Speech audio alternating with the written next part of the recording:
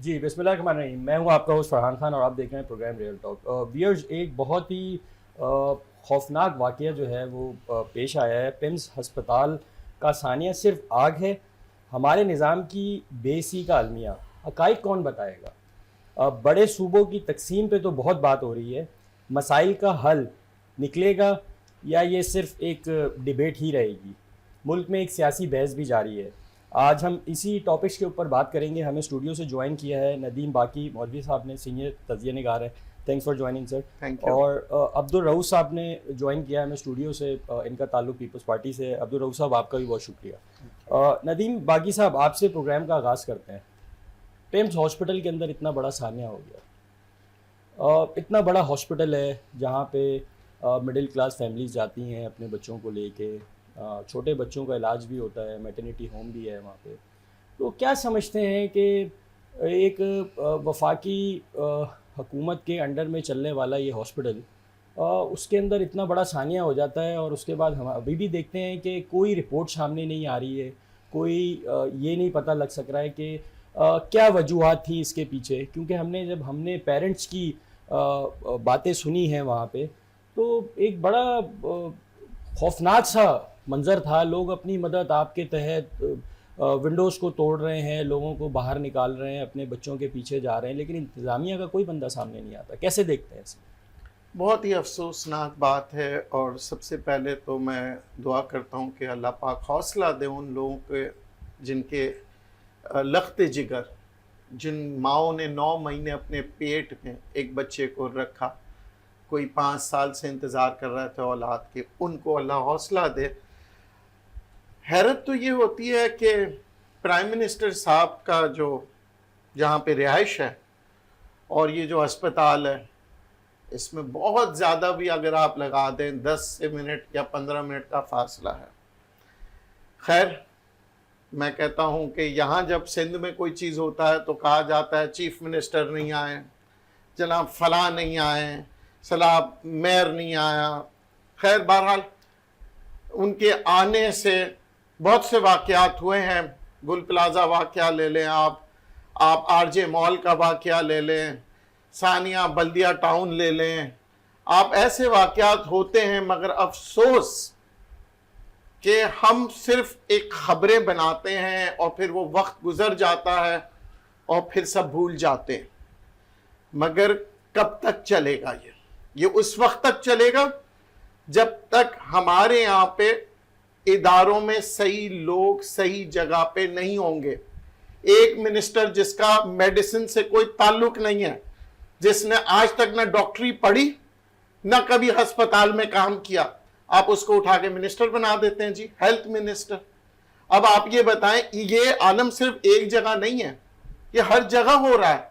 तो फिर वो क्या कहते हैं, जस्टिफिकेशन दे रहे होते हैं। नहीं तो नदीम साहब, आपने जो फेडरल मिनिस्टर हैं मुस्तफ़ा कमाल साहब जी, आपने उनकी बॉडी लैंग्वेज देखी प्रेस कॉन्फ्रेंस करते हुए? सबसे पहले तो मुझे एतराज ये है कि जनाब, मैं बहुत प्रोग्राम्स करता रहा हूं, मैं ये कहता हूं कि जनाब मुस्तफ़ा कमाल साहब को हेल्थ मिनिस्टर बनाना बिल्कुल ही जायज नहीं है। क्योंकि जनाब उसकी कोई प्रोफाइल तो देखे ना आप। कभी हॉस्पिटल्स बनाए हो उन्होंने, कभी हॉस्पिटल की कभी मैनेजमेंट की हो उन्होंने, कभी कोई डॉक्टरी से उनका कोई ताल्लुक रहा हो। अब आते हैं हम दूसरी तरफ। आग लग गई है तो आग लगने की पहले तो वजूहात ढूंढे ना। इतने करोड़ों रुपए, कहते हैं जी बजट नहीं है, करोड़ों रुपए का उस पे बजट आता है, इस्तेमाल होता है।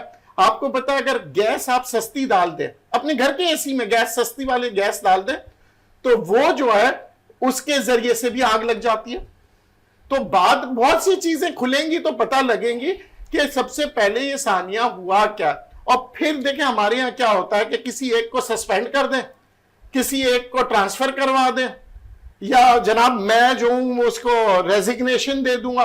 जनाब देखिए, रेजिग्नेशन या किसी का ट्रांसफर कराना मसले का हल नहीं है। मसले का यह हल है कि क्या कल फिर दोबारा ऐसा हादसा नहीं होगा या होगा। बिल्कुल, क्योंकि ये एक असल मसला है। साहब, सिंध गवर्नमेंट की जानिब से हम देखते हैं कि बड़े अच्छे हॉस्पिटल्स यहाँ पे बनाए भी गए हैं, लेकिन क्या समझते हैं कि जो सिंध के अंदर हॉस्पिटल्स हैं वहाँ पे भी सेफ्टी मेजर्स जो हैं उनका प्रोटोकॉल फॉलो किया जाता है, जो फायर फाइटिंग एक्सटिंग्विशर्स लगे हुए हैं हॉस्पिटल्स के अंदर, क्या उनको भी डेली बुनियादों के ऊपर या आप कह लें मंथली उसके ऊपर, क्या उनका भी चेक एंड बैलेंस होता है, कोई मैनेजमेंट है? या अब जैसे कि हमने देखा था गुल प्लाजा का वाकया हुआ तो तमाम तर मॉल्स के अंदर जो है वो ऐसा लगता था एक रेस शुरू हो गई है। लेकिन उसके बावजूद हमने देखा कि कराची नहीं बल्कि पूरे पाकिस्तान के अंदर जो मेगा मॉल्स हैं वहाँ पे भी कोई सेफ्टी मेजर्स जो हैं, एग्जिट्स हमें नज़र नहीं आती हैं। तो कैसे देखते हैं ये पिम्स हॉस्पिटल वाले वाक़े को और कैसे कंपेयर करते हैं जो सिंध हॉस्पिटल्स जो यहाँ पे बने हुए हैं? औज़ुबिल्लाहि मिनश्शैतानिर्रजीम, बिस्मिल्लाहिर्रहमानिर्रहीम। एक बहुत बड़ा सानिया 12 रबीउल अव्वल वाले दिन की सुबह को 15 बच्चे झुलस के उस हॉस्पिटल में जो आग लगी, वहाँ बच्चे झुलस गए, स्टाफ कोई था नहीं। सुबह 6 से 7 के दरमियान का टाइम था, स्टाफ कोई कैंटीन में था, कोई कहाँ था, कोई चाय पीने या नाश्ते में लगे हुए थे। जब आग लगी कोई बचाने वाला उनको नहीं था, कोई ऐसा स्टाफ नहीं था इनको जो फ़ौरन उनको बचाए, या कोई सेफ्टी ऐसी कोई चीज़ नहीं थी, न ही कोई ऐसे सिक्योरिटी गार्ड वगैरह थे जो फ़ौरन उन बच्चों को निकाल दे। बहुत बड़ा वाक़या है। जैसे कि मुस्तफ़ा कमाल साहब की आपने कल प्रेस कॉन्फ्रेंस सुनी होगी कि मैं 12 रबीउल अव्वल यहाँ से प्रोग्राम करके वहाँ आया हूँ, तो वहाँ भाई आस्तीन यूँ ऊपर करके फोल्ड करके खड़े हुए हैं, ऐसे लग रहा है कि रेसलिंग लड़ने आए। प्रेस कॉन्फ्रेंस नहीं कर रहे थे, रेसलिंग लड़ने आए हुए हैं। फिर प्रेस कॉन्फ्रेंस में किसी बुजुर्ग ने उनसे सवाल पूछ लिया, इतनी गुस्से में उनसे बातें कर रहे हैं। तो भाई आप मिनिस्टर हो, आपकी जिम्मेदारी, आपने सेक्रेटरी को डायरेक्ट बरतरफ कर दिया, आप खुद क्यों नहीं हुए? आपको फौरन इस्तीफा देना चाहिए, फौरन इंक्वायरी पे चल रहा है। मगर नहीं, वो दूसरे पे ब्लेम डाल दिया कि 92-3 की ये हॉस्पिटल है, इसकी बनाई ऐसा है, इसका कोई। यही मुस्तफ़ा कमाल साहब सारा दिन चैनलों में बैठ के सूबों की और इनकी बात करते, अलग करने की, कि सिंध में हमारा सूबा कराची को अलग कर दो, फेडरल के हवाले कर दो। फेडरल इस्लामाबाद तो बचा नहीं सकता। इस्लामाबाद का फेडरल हुकूमत एक वो हॉस्पिटल है, 2 हॉस्पिटल है इनके पास।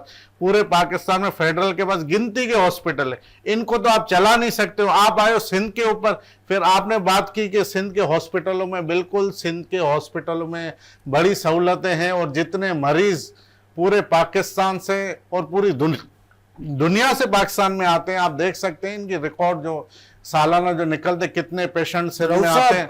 सहूलियात होना और सेफ्टी मेजर, उसी तरफ आ रहा हूँ ये 2 अलग अलग सर। मैं उसी तरफ आ रहा हूँ कि सेफ्टी की हमारी पूरी टीम है, महीने में मेंटेनेंस जो करती है, एक एक चीज चेक एंड बैलेंस होती है। हर महीने ये टीम जाती है, बाकायदा हेल्थ में ये इनकी टीम हमने रखी हुई है, वो जाके हर चीज़ को चेक करती है। जो फाइन का सिलेंडर होता है, जो सेफ्टी की चीज़ें हर महीने चेक होती है। और इंशाल्लाह अल्लाह न करे कभी ऐसा वाक़या सिंध में हो, और इंशाल्लाह कभी नहीं होगा। जो सिंध हुकूमत हेल्थ पे मेहनत कर रही है इंशाल्लाह। बाकी साहब, हम देखते हैं पॉलिटिकल पार्टीज जो हैं, जब इस तरह के कोई इंसिडेंट्स होते हैं तो पॉइंट स्कोरिंग होती है। अगर सिंध में कोई वाकया हो जाए तो हम देखते हैं वहाँ PMLN जो है वो पॉइंट स्कोरिंग पे आ जाती है। अब जैसे कि 14 बच्चे जो हैं वो जहाँ भाग हो गए इस वाकये के अंदर, तो अब क्या समझते हैं कि पॉलिटिकल पार्टीज़ को भी थोड़ा सा मेच्योरिटी का मुजाहरा करना चाहिए कि जो इदारे उनके सुपरविजन में काम कर रहे हैं उनको बेहतर बनाने की ज़रूरत है? जी, कब तक हम ये सियासत का खेल खेलते रहेंगे? पिम्स नहीं होता, आप समझ लें। शौकत खानम होता तो कहते हैं जनाब हुकूमत ने मरवा दिया, उड़ा दिया, आग लगा दिया, जानबूझ के कर दिया। अगर वाकई में ही वाकया भी होता, हादसा होता है, आप यकीन करें यही कहते हैं। हमारे यहाँ ये सियासत चल रहा है। अब ये जो सदर में जो वाकया हुआ था गुल प्लाजा का, जी हुकूमत ने किया। हुकूमत का क्या काम है जी? न सिंध हुकूमत कोई आग लगाएगी, न नवाज शरीफ की हुकूमत आग लगाएगी, ना ही कोई और हुकूमत आग लगाएगी। आग लगाते हैं हम खुद। उसकी वजह यह है कि हम प्रॉपरली लोगों को सही जगह पे अपॉइंट नहीं करते। बिल्कुल ठीक। नदीम साहब, मैं आपके पास वापसी आता हूं। हमें ज्वाइन किया है मौला बख्श सोमरो साहब से, इनका ताल्लुक PTI से। मौला बख्श सोमरो साहब, ये बताइए, ये जो पिम्स हॉस्पिटल का सानिया हुआ है उसमें 14 बच्चे जो हैं वो जाँ बाग हो गए। अब अभी उन्होंने क्या फ्यूचर देखना था, इस मुल्क की क्या खिदमत करनी थी, कौन कौन से डिपार्ट्स में जाना था, लेकिन क्या समझते हैं कि वफाकी हुकूमत की सुपरविजन में चलने वाला एक हॉस्पिटल जिस पे करोड़ों रुपए का बजट जो है वो सालाना दिया जाता है, कोई सेफ्टी मेजर्स नहीं है। ये बड़ी अफसोस की बात है। मैं तो दुख होता है क्योंकि जिस तरह 45 कौम वालों को हरा के 47 वालों को बैठा के पार्लियामेंट में और उनको वजीर बनाया गया है ना, उन लोगों की मतलब मुझे समझ नहीं आता कि ये लोग तो बिल्कुल ही नाअहल लोग हैं। इनसे क्या उम्मीद की जा सकती है? इतना बड़ा इनको वजारत सेहत दिया हुआ कि ये काम करेंगे और कुछ करके दिखाएंगे। पेम्स के तो पहले भी हालात काफी बेहतर रहे जो मतलब, और मैं समझता हूँ कि जो बेहतर हालात वाला हॉस्पिटल था उसको और बेहतर होना चाहिए था। ये तो इन लोगों ने और बेड़ा गर्क कर दिया उसको। और ये जो बच्चे वहां मारे गए, मैं समझता हूँ कि रिस्पॉन्सिबिलिटी कौन लेगा? गवर्नमेंट को तो लेनी चाहिए ना, क्योंकि था तो उनके अंदर ये दायरा। ना उनसे बर्दाश्त किया गया प्रेस कॉन्फ्रेंस, ना आवाम का गुस्सा उनसे बर्दाश्त किया गया, और ना अभी तक इन लोगों ने कोई ऐसा रायमन निकाला कि आइंदा कोई ऐसा वाक्य ना हो। मौला बख्श सोमरो साहब, जो कराची हाइट्स हैं वो तो मुस्तफ़ा कमाल की बॉडी लैंग्वेज को जानते हैं, ठीक है, लेकिन अफसोस की बात यह है कि वहाँ पे जो बच्चे जहाँ भाग हुए उनके पेरेंट्स भी मौजूद थे, सारा मीडिया मौजूद था, इंटरनेशनल मीडिया मौजूद था वहाँ पे। उसके बावजूद अगर हमारी पॉलिटिकल पार्टीज़ के अंदर इतना स्टेमिना नहीं है कि पब्लिक को फेस कर सकें, तो क्या समझते हैं कि ऐसे लोगों को मिनिस्ट्रीज देना जो है उसकी कुछ जस्टिफिकेशन है? नहीं नहीं, बिल्कुल भी नहीं है। वो तो ना एमएलए का इलेक्शन जीते हैं, वजारत तो उनको इसलिए दी गई कि उनके कोई ना कोई, बस मैं समझता हूँ कि इमरान खान के खिलाफ नफरत या कुछ इस तरह का था, तो इसी सूरत आज तो उनको दी गई वजारत। बाकी तो कोई ना है बंदा है, उससे क्या लेना देना? वो डॉक्टर है ना हेल्थ मिनिस्ट्री से उसका कुछ लेना देना है। मैं तो समझता बड़ा अफसोसनाक है कि ऐसे बंदे को वजीर बनाया गया और जिस तरह से बर्दाश्त भी नहीं हुआ। तो ये तो वही एमकेएम वाला एटीट्यूड लगता है कि जी बर्दाश्त करेंगे, हम तो ये गोली चला देंगे। एटीट्यूड में तो कोई इनके फर्क नहीं आया। सोमरो साहब, मुल्क के अंदर एक बड़ी बहस छिड़ी हुई है एडमिनिस्ट्रेटिव यूनिट्स के हवाले से। पीटीआई का क्या मौकफ है, और अगर आप समझते हैं कि एडमिनिस्ट्रेटिव यूनिट्स बनने से ये जो हमारे डिपार्टमेंटल इश्यूज हैं वो रिजॉल्व हो जाएंगे? देखिए, एडमिनिस्ट्रेटिव यूनिट्स ऑलरेडी बने हुए ना, मैं बताता हूँ कैसे। एक फेडरेशन बना हुआ है, उसके अंदर प्रोविंशियल बना हुआ है, प्रोविंस के नीचे लॉ एम्पावरमेंट बना हुआ है आपका लोकल का। तो मैं ये समझता हूँ कि लोकल एम्पावरमेंट आपका जो है लोकल बॉडीज में दिया हुआ है। अब 3 तो एडमिनिस्ट्रेटिव आपके यूनिट्स बने हुए, अब आप चाह रहे हैं कि उसको सूबे को खत्म करके उसको मर्ज कर जाएगा डिविजनल लेवल पे या रीजनल लेवल पे। तो इस चीज की मैं मदद करता हूँ। मैं नहीं समझता कि सिंध के डिवीजन जो कोई सिंध का हल है।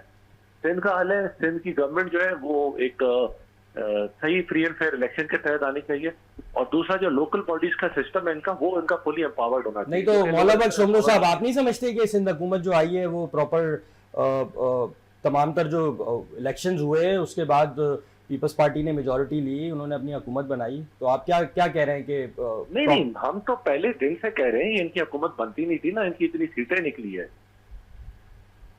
ये तो लाई गई हुकूमत है, ये जिसलिए लाई गई है वो काम इनसे लिया जा रहा है। उसमें भी ये कि डिवीजन ऑफ सिंध की तरफ बातें चल रही, पहले कनाल का इशू था वो चल रहा था, करप्शन वैसे इनने अंधाधुन की हुई है, उस पर इनकी कोई अकाउंटेबिलिटी ऐसा हुआ नहीं है। नैब के सारे केसेज है वो रिलैक्स हुए हैं, वो इनके केसेस में किसी को सजा नहीं हो रही।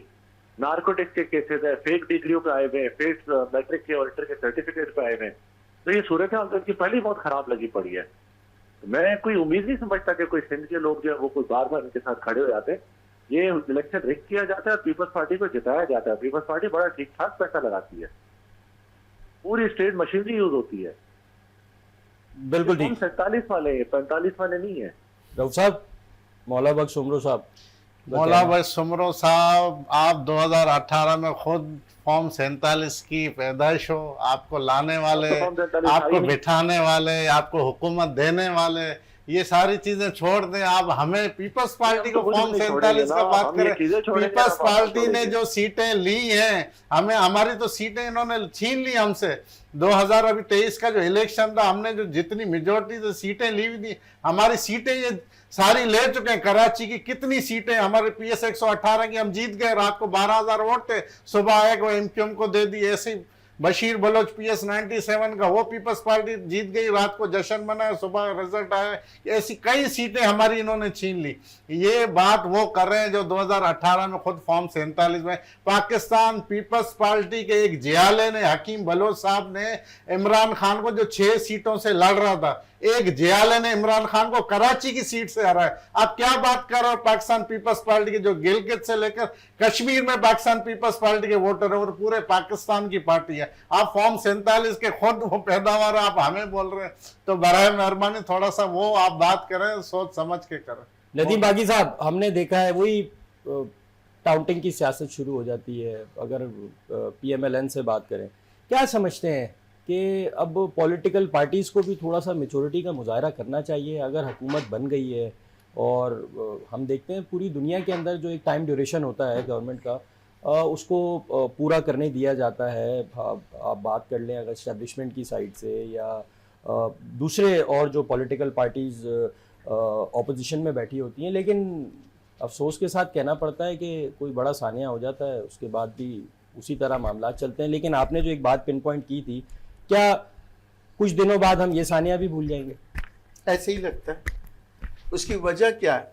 हमारे यहाँ हर कोई जो सियासत में काम करता है पॉइंट स्कोरिंग के लिए करता है, आवाम के लिए नहीं करता, इंसानियत के लिए नहीं करता है। इंसानियत की खिदमत तो बोलते हैं बहुत है, करते कम है। अगर वहाँ पे आपका मेरा बच्चा मौजूद होता ना, तो फिर एहसास होता कि क्या हो रहा है। हमारे यहाँ हम क्या करते हैं, सियासतदान एक दूसरे को बुरा बोल रहे होते हैं। दुनिया भर में ऑपोजिशन होती है, पर ऑपोजिशन का काम क्या होता है कि अगर हुकूमत कोई काम कर रही है या नहीं कर रही है, ऑपोजिशन अपना अच्छा काम करती है।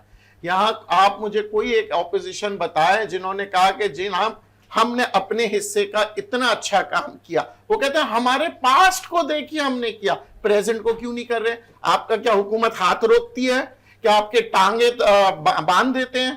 भाई आप अभी भी काम करें ताकि लोग कहें नहीं यार हुकूमत तो नहीं कर रही, ऑपोजिशन कर रही है। मगर नहीं, ऑपोजिशन का इस वक्त काम पता है क्या है? कोई भी काम कर रहे हो उसमें कोई नुक्ताचीनी निकालना है, बिल्कुल ये ठीक। काम है। बाकी साहब, यहाँ पे हम लेंगे एक short break. Stay with us viewers, will be right back.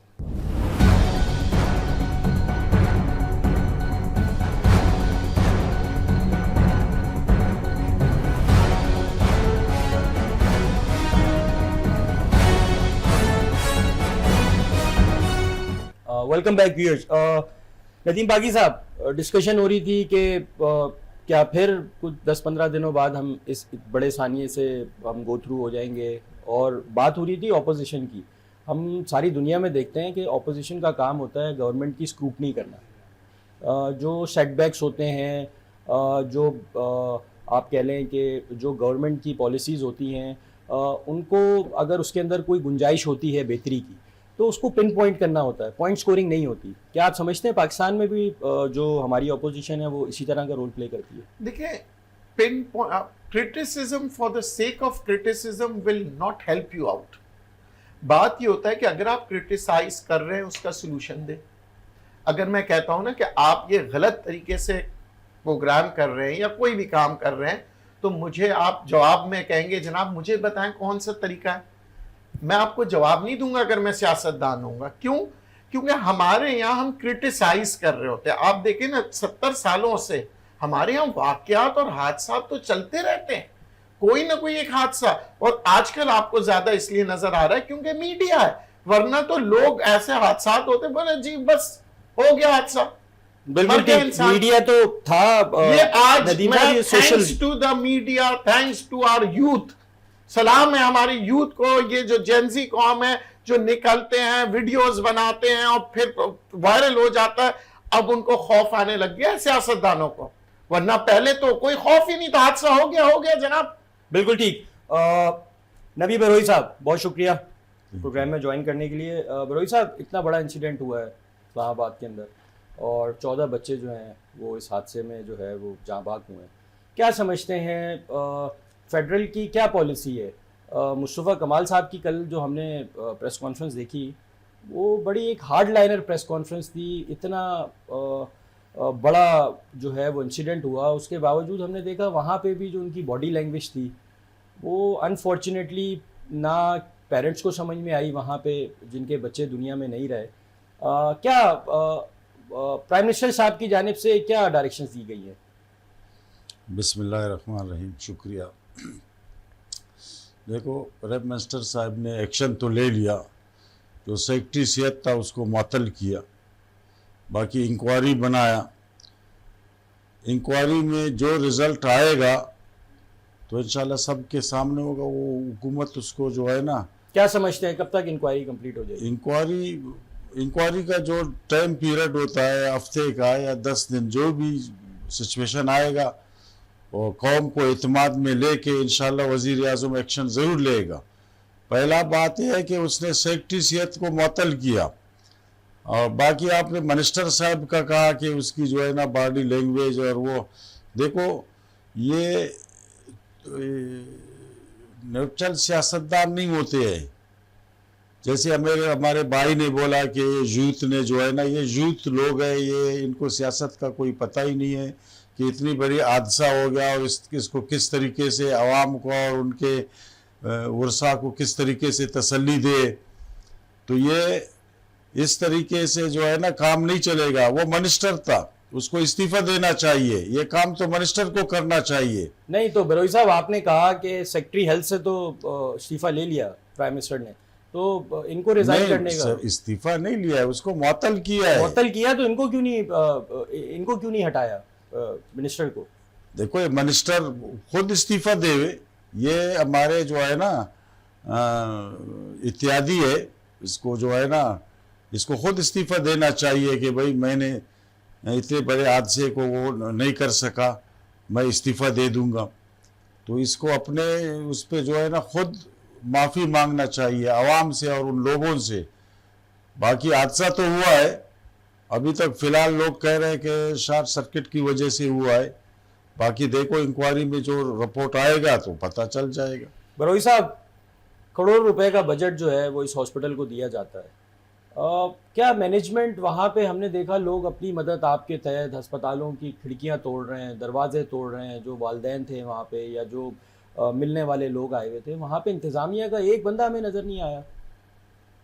देखो वो तो इंतज़ामिया जो है ना, अस्पताल की जो इंतज़ामिया था, हादसा तो हुआ है, उन लोगों ने कोशिश किया है, कुदरती आफत था, लेकिन ये क्यों हुआ हमें उस पर जाना चाहिए, किसकी गलती से हुआ हमें उधर जाना चाहिए, उस पर काम शुरू है। इंशाल्लाह एक हफ्ते के अंदर अंदर रिपोर्ट आ जाएगी। रऊफ साहब, हम देखते हैं कि जब सिंध में कोई इंसिडेंट पेश आता है तो PMLN की जानिब से बड़ा क्रिटिसिज्म किया जाता है। आप इस तमाम तर वाक़ियत को पीपल्स पार्टी किस तरह देख रही है? मैं चेयरमैन बिलावल भुट्टो जरदारी साहब ने भी इस मजम्मत की है, और ये जो वाक़या हुआ है, जैसे ये बड़ी आसानी से हमारे फेडरल के नून लीग के दोस्त कह रहे हैं कि भाई ये इसकी इंक्वायरी होगी, सर जैसे होता आ रहा है आम तौर पे, वैसा नहीं होना चाहिए। आप वज़ीर आज़म हो, आप हटा सकते, उसको क्यों इस्तीफ़ा देना चाहिए? वज़ीर आज़म के हाथ में फ़ौरन उसको इस्तीफ़ा थमा देना चाहिए, भाई जाओ घर बैठो, आपका काम ही नहीं है। फिर इन्होंने मिनिस्टर ऐसे बंदे को बनाया है जिसका हेल्थ से कोई वास्ता ही नहीं है, वो आस्तीने ऊपर फोल्ड करके ऐसे खड़े हुए जैसे कोई रेसलिंग करने आए, ऐसा नहीं होता भाई। जो काबिल लोगों को आगे लाओ, काबिल लोग नहीं है कि नून लीग के पास या इत्तेहादी, उनको ऐसी इत्तेहादियों में अच्छे लोगों को आगे लाओ। दूसरी बात, आप जैसे कर रहे, मैं एक और बात कहना चाहता हूं कि इनको चाहिए कि ये फेडरल की जो पेम्स हॉस्पिटल है ये भी सिंध हुकूमत के हवाले कर दे, इनसे चलने वाला नहीं है। जैसे सिंध हुकूमत ने हेल्थ पे काम किया है, सिंध हुकूमत जो हेल्थ पे काम कर रही है, जैसे लोगों की खिदमत कर रही है, वैसे ही हमारे हवाले कर दिया जाए। इंशाल्लाह अगले साल आप देख लेना कि इसकी कितनी बेहतरी इसमें आएगी। बिल्कुल ठीक। नदीम साहब, एडमिनिस्ट्रेटिव यूनिट्स की बात हो रही है, वफाक के अंडर जो डिपार्टमेंट्स हैं, हमारे सामने कितना बड़ा इंसिडेंट पेश आ गया। और जब हमारी पीपल्स पार्टी के दोस्तों से बात होती है तो उनका कहना है कि पीपल्स पार्टी सिंध के अंदर जो है, स्पेशली अगर हम मेडिकल साइड को देखें तो काफ़ी काम कर रही है। क्या समझते हैं? अब अभी रऊफ साहब का कहना है कि पिम्स अस्पताल को सिंध हुकूमत के हवाले कर दें, वफाक से आवाज़ें आ रही हैं कि एडमिनिस्ट्रेटिव यूनिट बनने हैं। कहाँ ये ऊँट किस करवट बैठेगा? मसला यही है ना कि हम एक दूसरे को वकीलों की तरह लड़ते रहते हैं और कोई ना कोई जवाब देते हैं।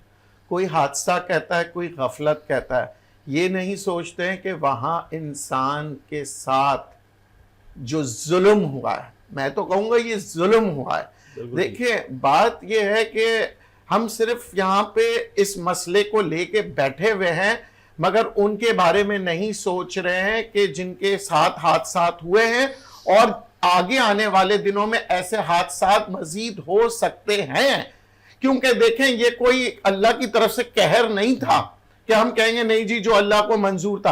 अगर फर्ज करें कि गैस सस्ता डाल दिया और टेंडर में डाला महंगा गैस, सस्ते गैस से क्या होता है, वो एक खुद एक्सप्लोसिव बन जाता है। एयर कंडीशनिंग जो मशीन्स है, चले ये नहीं किया। और गफलत जनाब, हर चीज की एक एग्जिट्स होती है कि जनाब यहां पे फायर एग्जिट्स का क्या अरेंजमेंट्स है, फिर एसओपीज होती है हर अस्पताल की, उस अस्पताल के एसओपीज को देखना पड़ेगा।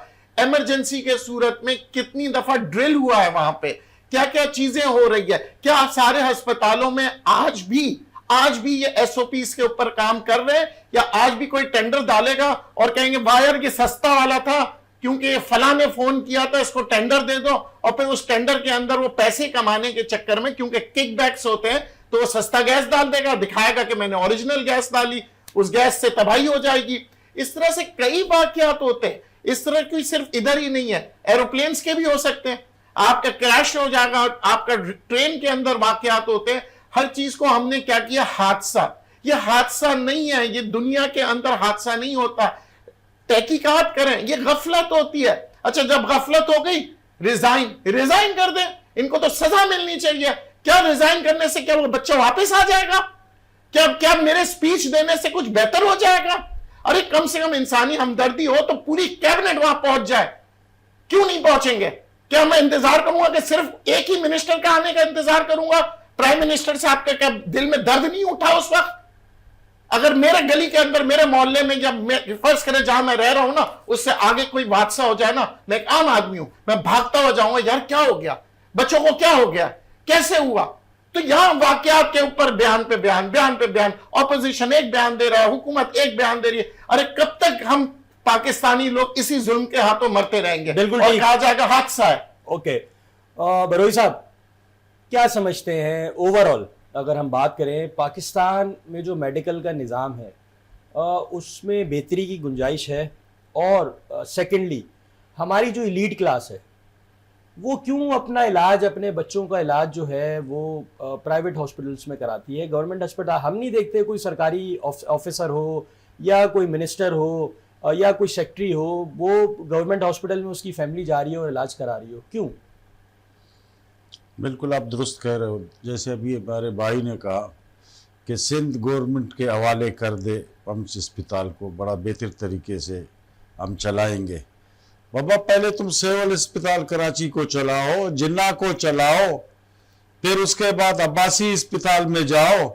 मैं कहता हूं कि इस पे आप लोगों को एक प्रोग्राम करना चाहिए अस्पतालों के अंदर, फिर आवाम से पूछो, फिर आवाम जब अपना दुखड़ा सुनाएंगे तो फिर उस वक्त पीपल्स पार्टी को जो है ना देर नहीं करना चाहिए, जल्द इस्तीफा देना चाहिए। ये भाई सही कह रहा है कि कब तक हम जो है ना इस निज़ाम के तहत किसी अस्पताल में जाओ, लोगों को जो है ना इंसान नहीं समझते हैं। डॉक्टर अपना टाइम पास करते हैं, कब टाइम पूरा होता है फिर उसके बाद वो अपना प्राइवेट क्लिनिक में जाते हैं और प्राइवेट क्लिनिक में नोट कमाते हैं। नहीं तो बरोई साहब, ये पॉलिसीज बनाना तो हुकूमत की जिम्मेदारी है ना। अगर कोई सरकारी अस्पताल के अंदर नौकरी कर रहा है, कोई डॉक्टर है या नर्स है, तो इसके एसओपीज कौन बनाएगा? हुकूमत बनाएगी ना। हुकूमत बनाएगी। मैं तो हुकूमत का कह रहा हूं ना। इस वक्त सिंध गवर्नमेंट किसकी है? पीपल्स पार्टी की है। और हालात जो है ना इस वक्त अस्पतालों में, यकीन करो आप जाओ, लोगों को जानवरों की तरह जो है ना सैन में, कचरे में जो है ना लेटे हुए है, और वहां से ऐलान कह रहे हैं कि भाई ये मच्छर मार दवाइयाँ इस्तेमाल करो, ऐसे जगह पे नहीं बैठो, मच्छर खाएंगे। तो उन लोगों का हाल देखो, बेचारा मच्छरों में, गंद में बैठे हुए है। वो उनका मजबूरी है, मरीजों के लिए जो है ना वो अपने प्यारों के लिए मजबूर होकर बैठे हुए है कि खुदाया कि इसका इलाज होना चाहिए। कराची, मैं कहता हूं कि इस पे एक प्रोग्राम आप रखो। बिल्कुल ठीक। जैसे यहाँ के बजाय एक प्रोग्राम वहां पे रखे, या तो फिर उन लोगों से इंटरव्यू ले जो वहां पे मजबूर है बैठे हुए, फिर पता चलेगा कि सिंध गवर्नमेंट ने क्या किया है। देखो पंजाब में मेरे ख्याल में कि किसी अस्पताल में जाओ, सिंध से कम सिंध से तो वो बेहतर है। सिंध का और उसका जमीन और आसमान का फर्क है। बिल्कुल ठीक। अब्दुल रऊफ साहब, क्या वजह है बिरोई साहब जैसे कह रहे हैं कि हुकूम मशवरा दे रहे हैं, हुकूमत में तो आप हो, ये पॉलिसी तो हुकूमत बनाएगी, आप हुकूमत के मैं नुमाइंदे सिंध हुकूमत होके का कह रहा बैठ हूं। के मैं सिंध हुकूमत उससे का कह रहा पहले हूं। जो आपने बात की हुकूमत के नुमाइंदे होके आप इतनी बेबसी वाली बातें कर रहे हो, तो मतलब आप, अब मैं क्या बोलूं, एक हमारे वजीर ने बोले चीजें फेल हो चुकी viewers, हैं। हमारी डिबेट जारी है। मुझे कहा जा रहा है एक शॉर्ट ब्रेक का। रऊफ साहब ब्रेक से वापस आएंगे, आपसे इनिशिएट करेंगे। Viewers stay with us, will be right back.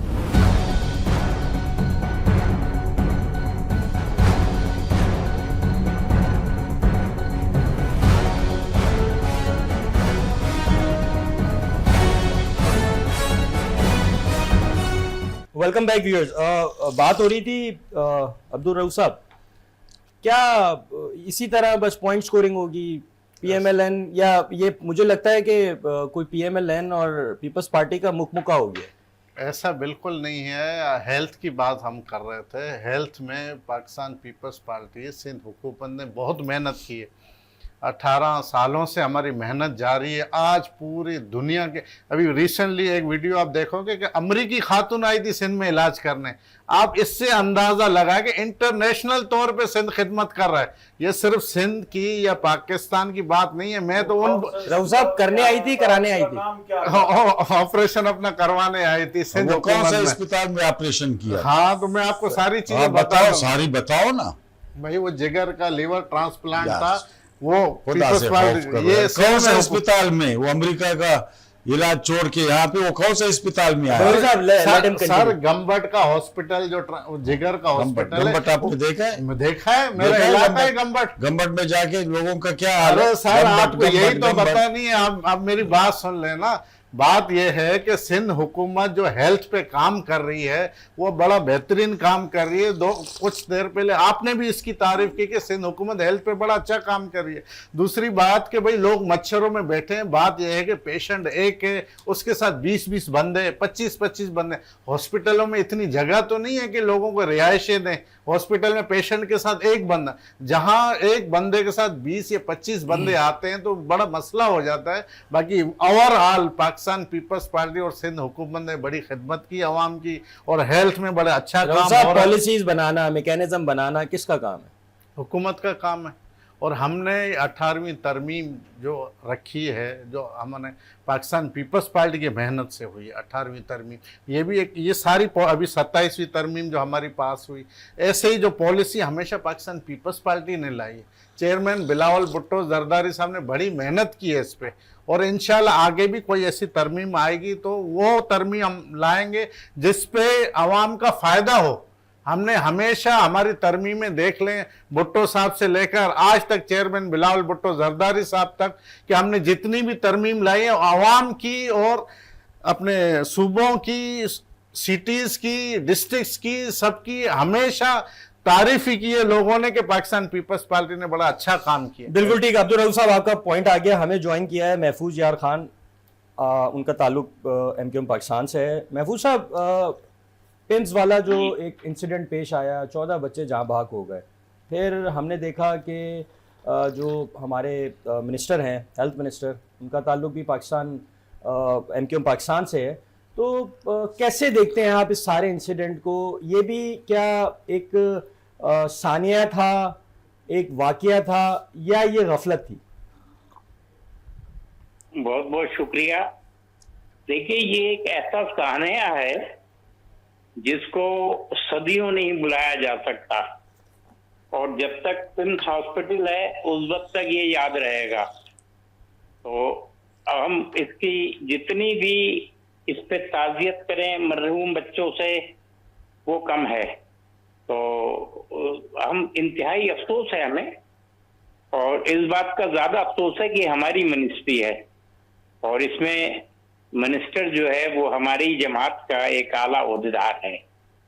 तो इस पे लोगों की तनकीद बजा है और करनी भी चाहिए उनको। इसकी वजह ये है कि ये वो बुनियादी चीजें हैं जो हर जगह नहीं होते जाना।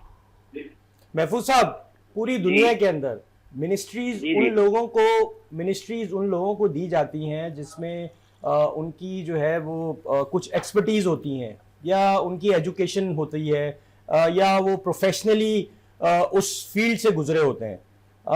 मुस्तफ़ा कमाल साहब की तो मेडिकल फील्ड से कोई एफिलिएशन नहीं है या उनकी कोई इस किस्म की एजुकेशन हमने नहीं देखते। तो क्या इसी तरह 10-15 दिन गुजरेंगे, जैसा कि आपने कहा कि ये एक सानिया है, इसको याद रखा जाएगा और फिर इसकी हम हर साल जो है इसकी एक एनिवर्सरी होगी और उसके ऊपर हम प्रोग्राम शो टॉक शोज ही करते रहेंगे, या गवर्नमेंट को चाहिए, अब सेक्रेटरी हेल्थ को तो प्राइम मिनिस्टर ने जो है वो ओहदे से बरतरफ कर दिया है, आप नहीं समझते कि जो मिनिस्टर हैं उनको भी रिजाइन करना चाहिए और उनको जो इंक्वायरीज होती हैं उनके सामने बैठ के फेस करना चाहिए उनको इंक्वायरी? देखिए, उन्होंने अपने आप को पेश किया है खुद और कहा है कि मुझसे काम शुरू होगा। और जहां तक आप एजुकेशनल और इस तरबियत की बात कर रहे हैं, तो मेरे मोहतरम दोस्त कादर पटेल जब हेल्थ मिनिस्टर थे तो उनके पास क्या क्वालिफिकेशन थी? पाकिस्तान पीपुल्स पार्टी ने उन्हें नामजद किया था। मेरे बड़े करीबी दोस्त हैं, बल्कि पहले तो वो मेरे नीचे ही रहते थे, अब मैं वहां से शिफ्ट कर गया हूं। तो देखिए, ये बातें करना आसान है और काम करना बड़ा मुश्किल है। जहां तक हमारे हेल्थ मिनिस्टर की अहलियत का और उसका सवाल है, मैं उस पर कोई दो राय नहीं रखता हूं और मैं भी आपके इस मुतालबे में शरीक हूं कि वो इस्तीफा देकर इंक्वायरी में शरीक हों, ताकि किसी किस्म की कोई ऐसी बात ना आए जिसमें उनका वजारत का ओहदा जो है वो मायने हो। हम पाकिस्तान के शहरी हैं और सब बराबर हैं। हमारे लिए सूबा सरहद हो, पंजाब हो, सिंध हो, बलूचिस्तान हो, गिलगित बल्तिस्तान हो या कश्मीर हो, हमारे लिए हर फर्द और हर बच्चे की वही अहमियत है जो हमारे अपने बच्चों की है।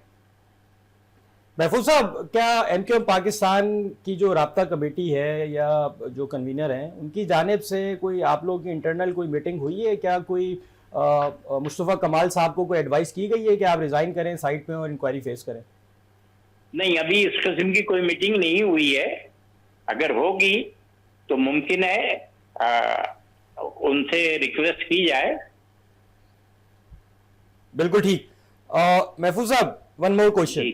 एडमिनिस्ट्रेटिव यूनिट्स की बड़ी बात हो रही है, फेडरल के अंदर इतना बड़ा वाकया हो गया और क्या समझते हैं, एमक्यूएम का क्या स्टांस है? एडमिनिस्ट्रेटिव यूनिट्स बनने चाहिए? ये तो एमक्यूएम का बहुत पुराना स्टांस है और मेरा तो जाती तौर से 1968 से ये बात है। जब मैं बहैसियत तालिब इल्म के सियासत करता था तो मैं 1970 में मियां महमूद अली कसूरी ने जब बात की थी डिविजनल प्रोविंसेस की, उस वक्त भी हमने उसको लब्बैक कहा था। और जब महमूद अली उस्मानी ने और आजाद बिन हैदर ने और बहुत सारे ऐसे लोगों ने कराची सूबा मुहाज की बात की थी, हम उस वक्त भी उसमें काम करते रहे। मेरा तो ये बुनियादी मुतालबा है कि कराची को सूबा बनाया जाए या डिविजनल प्रोविंसेस जब बनेंगे तो कराची ऑटोमेटिक उसमें एक सूबे की शक्ल रखेगा, क्योंकि कराची पहले भी मरकज का हिस्सा रहा है और अब भी अगर मरकज में चला जाएगा तो वो हमारे लिए 22-27 होगा, ताकि हमें अपना हक तो मिलेगा ना, जो कोटा सिस्टम ने कमा के पूरा शहर। यहाँ पर कराची में भी हर मजहब और हर कौम का बंदा रहता है, क्या वो सिंधी हो, पंजाबी हो, मुहाजिर हो, कश्मीरी हो, बिल्ती हो, हम सब मिलकर इस कराची की तामीर और तरक्की कर रहे हैं। इसको इस अंदाज से नहीं सोचना चाहिए कि हम सिंध की तकसीम कर रहे हैं। हम सिंध में रहते ही काम करेंगे, इससे पहले भी करते रहे हैं और आइंदा भी करेंगे, लेकिन कराची का मसला जब भी हल होगा जब कराची एक अलग एंटिटी होगा, और सूबे की शक्ल में हो या डिवीजन की शक्ल में हो। अब्दुल बरोई साहब, एडमिनिस्ट्रेटिव यूनिट्स बनने चाहिए? एमक्यूएम तो कह रही है उनका बहुत पुराना स्टांस है। देखो, हमारे कायद मियां नवाज शरीफ ने परसों एक बयान जारी किया था कि सूबे के मसले में मोहतात रहो तो बेहतर है। क्योंकि मैं पहले भी आपके प्रोग्राम में कहा था तो ये बहस भी कि तो एक फेडरल मिनिस्टर ने ही छेड़ी ना। लिसानी बुनियाद पे सूबा नहीं बनना चाहिए। बाकी लोगों का राय है, लोगों से राय ले, असेंबली में लाए, सूबा अगर लोग चाहते हैं तो बनना चाहिए, नंबर 1। नंबर 2, कराची के अंदर गवर्नरशिप भी इनको मिला था, एमक्यूएम के जो है ना इशरताबाद से लेके कामरान टिशोरी साहब, इशरताबाद से लेके टिशोरी साहब पे सब गवर्नर भी बने थे। इनको मौका मिला था, खिदमत, कराची की खिदमत करते थे, मेयर भी बने थे, फारूक सतार से लेके वसीम अख्तर तक, कमिश्नर भी बने हैं, बड़े बड़े ओहदों पे फायज है। जरूरी है कि सूबे पे बेस करें। आप खिदमत करो कराची का, कराची को बनाओ, कराची के अस्पतालों को बनाओ। कराची और भावलपुर सूबा नहीं था। नहीं, मैं देखो आपने अपने भाई पे बात किया, अभी आप सुनो, हमारी भी जो है ना बातें सुनो भाई। मैंने पूरी सुनेंगे। हाँ? मैं सिर्फ बतला रहा हूँ कि मुस्लिम लीग के मंशूर का हिस्सा था कराची सूबा और भावलपुर सूबा। मैं अब भी आपसे कहा कि अगर लिसानी बुनियाद पे सूबा बनेंगे, कत्ल गारतगिरी हो जाए, लोग एक दूसरे को मारे, तो फिर वो सूबा मुस्लिम लीग को नहीं चाहिए। हाँ, अफवाह व तफहीम से सूबा बनेगा, लोग चाहेंगे तो बनना चाहिए, इंशाअल्लाह। असेंबली में जो है ना लाके बनना चाहिए। हमें इस पे जो है ना वो नहीं है। लेकिन कराची में हमारे एमक्यूएम के लोगों को बहुत मौका मिले है। गवर्नरशिप भी हर वक्त ज्यादा अरसा इनके पास रहे, डीसी, कमिश्नर, कौन से उसमें इनको मौका नहीं मिला है। नहीं तो बरोई साहब, पीएमएलएन इतनी एक्टिव क्यों नहीं नजर आती सिंध के अंदर? क्या वजह है? क्या मुकमुका हुआ है सिंध पीपल्स पार्टी का पंजाब पीएमएलएन का? दाल में कुछ काला है, कुछ है। हाँ, दाल में कुछ काला है। ऐसा कोई लेकिन बात यह है कि जिस दिन मैंने पहले कहा कि मियाँ साहब दमादम मस्त कलंदर करेंगे, तो फिर उस दिन ना ये जमीनों पे कब्जा रहेगा, ना ये सिस्टम रहेंगे, ना और बहुत से जो है ना मसाइल रहेंगे। लेकिन हम चाहते हैं कि वो दिन आना चाहिए।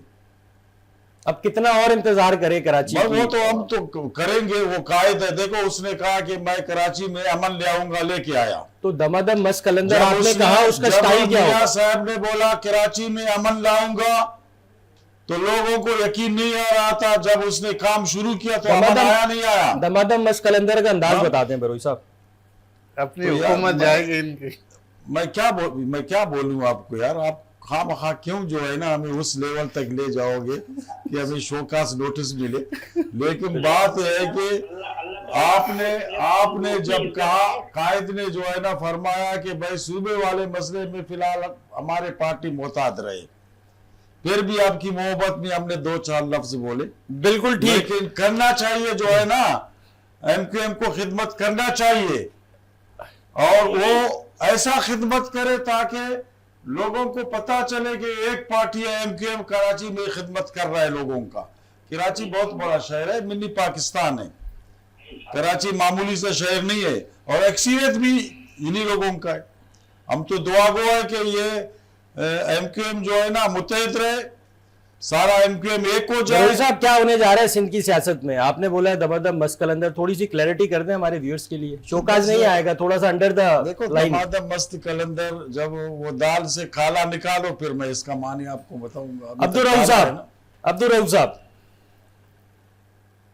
क्या होने जा रहा है सिंध की सियासत में? और दूसरा, अब हम ये देख रहे हैं एमक्यूएम पाकिस्तान का बहुत पुराना स्टांस है कि एडमिनिस्ट्रेटिव यूनिट बनने चाहिए। लेकिन पीएमएलएन की जानिब से बरोई साहब ने कहा है कि इनके कायद ने कहा है कि जो एडमिनिस्ट्रेटिव वाला यूनिट्स वाला जो टॉपिक है उस पर ज़रा हल्का हाथ रखो। पहले तो मैं महफूज साहब इनके नाम है, उनकी बात का मैं जवाब देना चाहता हूं कि वो 1968 से शायद लगे हुए हैं, 68 से लगे हुए हैं कि सूबे को, सिंध के सूबे को अलग करना है। महफूज साहब इंशाल्लाह ये आपका ख्वाब ही रहेगा हमेशा। सिंध को आप कभी अलग नहीं कर सकते हो, ना ही कोई शहर अलग हो सकता है, ना ही ये सूबा अलग हो सकता है। कराची सिंध का दिल है और दिल के बगैर इंसान नहीं चल सकता, ये आपका इंशाल्लाह ख्वाब ही रहेगा।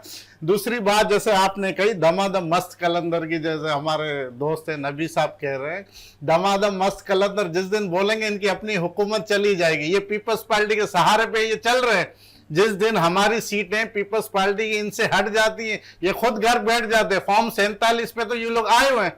हम तो मजबूर, हम तो पाकिस्तान के खातिर इनके साथ है, हम पाकिस्तान को चलाने के खातिर इनके साथ है, क्योंकि हमें पाकिस्तान को चलाना है। सर मैं आपकी बात में मैं बीच में नहीं आया, मैंने आपकी बात के बीच में नहीं आया। मेरी बारी है, मैं बात कर रहा हूं, आप लोग सुनो बड़ा मेहरबानी। महफूज सर मैंने आपकी बात के बीच में नहीं आया, ना महफूज साहब की ना आपकी, तो बड़ा आप मेरी बात सुन लेना, मैं कर लूं फिर आप कर लेना, आपकी बारी आएगी। तो मेरा सिर्फ यही मकसद है कहने का कि ये दमादम मस्त कलंदर कभी नहीं कर सकते। और दूसरी बात आप बोल रहे हो कि सिंध में इनकी सीटें हैं क्या? सिंध में देखते क्या है? एक काउंसलर नहीं जीत सकते सिंध में। PMLN हो या MQM हो, MQM जैसा बात करे सिंध को बिखरने की, आज ये खुद बिखरे पड़े, इनको पता नहीं हमारी पार्टी का कायद कौन है, हमें चलना किसके पीछे। कोई एक बता दे जिसको उस दिन मैं देख रहा था एक प्रोग्राम में ख्वाजा इज़हारुल हक को बुलाया होता उस प्रोग्राम में, तो उससे पूछ रहे थे कि भाई ये फैसल सब्जवारी और ये सारे कैंडिडेट सरबरा किसको बने, तो बोला कि भाई इज़हार साहब बोला कि भाई मैं खुद कैंडिडेट हूँ सरबरा बनने की। तो ये इनकी पोजीशन है, ये सिंध को अलग करेंगे। सिंध कभी अलग नहीं होगा, सिंध एक है और हमेशा रहेगा इंशाल्लाह। महफूज यार साहब, पीपल्स पार्टी का स्टांस आपने सुना है? जरूर कहूंगा। हेलो जी, मैं आपकी बात को मैंने बड़े तामुल से सुना। मेरा एक सवाल है, क्या मुस्लिम लीग के मंशूर में कराची और भावलपुर सूबा था कि नहीं था? क्या तहरीक के मंशूर में कराची और भावलपुर सूबा था कि नहीं था? अगर था तो हम उस सूबे के लिए काम कर रहे हैं और करते रहेंगे। और जब मैं रुकने सूबाई असेंबली था, मेरी आखिरी जो करारदाद जो मैंने पेश की थी वो कराची सूबे के सिलसिले में पेश की थी, जिसपे लोगों ने बहुत शोर मचाया था। बिल्कुल ठीक। महफूज यार साहब, आपका पॉइंट आ गया। नदीम साहब, पीपल्स पार्टी कह रही है PMLN की हुकूमत हमारे सहारे पे खड़ी हुई है। यहाँ पे हम देख रहे हैं अभी गुल प्लाजा का एक इतना बड़ा इंसिडेंट हुआ, फिर उसके बाद हम ये देख रहे हैं अभी पेम्स हॉस्पिटल के अंदर।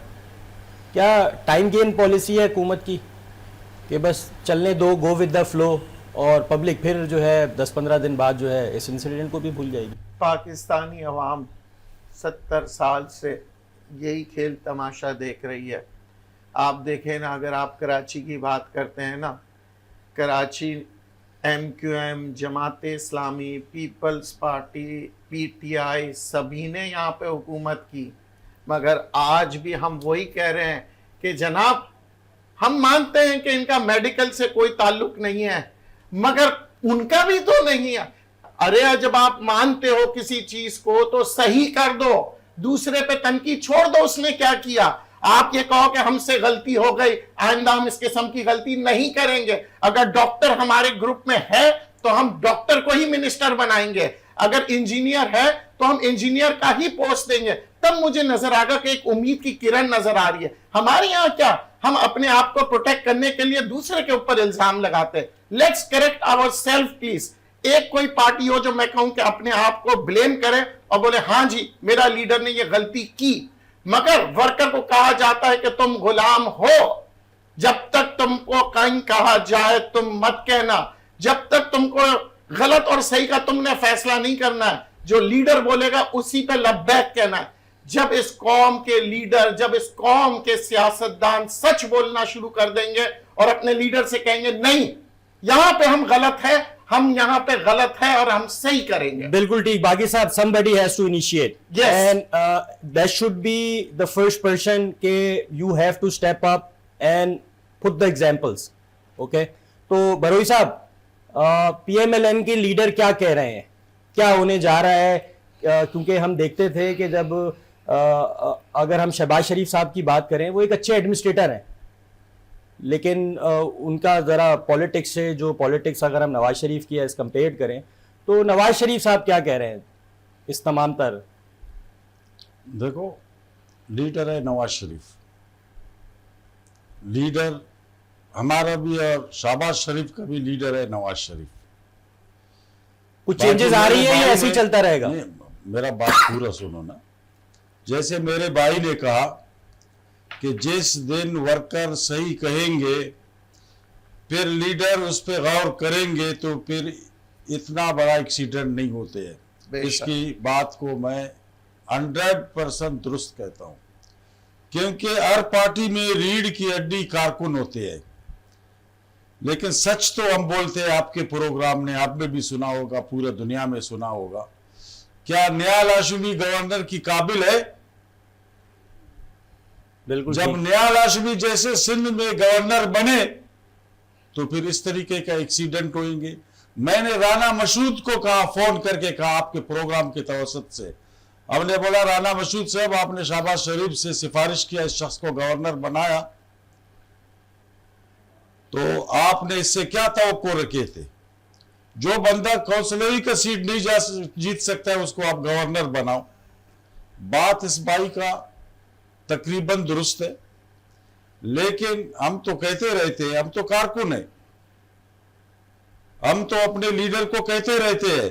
और किसी न किसी दिन देखो, कराची का अमन के लिए तो कारकुनों ने चिल्लाया, कारकुनों ने कहा, फिर जब लीडर ने एक्शन लिया तो वो काम हो गया ना।